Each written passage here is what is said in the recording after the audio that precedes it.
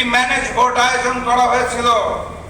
এখানে যারা প্রবীণ রয়েছেন তাদের মনে থাকার কথা, তরুণরা নাও চিনতে পারে 2008 সালে একটা নির্বাচন হয়েছিল বাংলাদেশে।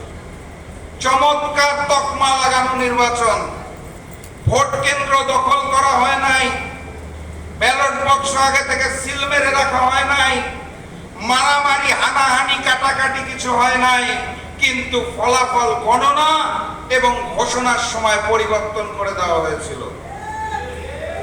সেই 2008 সালের স্টাইলে আমরা এই সর্বশেষ নির্বাচনটা দেখতে পেয়েছি।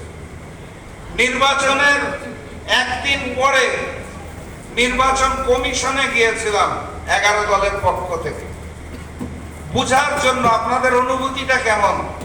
এই যে চমৎকার একটা নির্বাচন আয়োজন করলেন, ফলাফল ঘোষণার পরবর্তী 2 ঘন্টায় আমরা মনিটরিং রুমে বসে দেখলাম সংখ্যাগরিষ্ঠ না 200-রও অধিক আসনে আমরা চমৎকার ভাবে 11 দলে গিয়ে আছি। তারপর যে 1 থেকে 1.5 ঘন্টা ফলাফল ঘোষণা করা বন্ধ করে দিলেন, তারপরে যে ফলাফল পাল্টে দিলেন, আপনাদের অনুভূতিটা কেমন?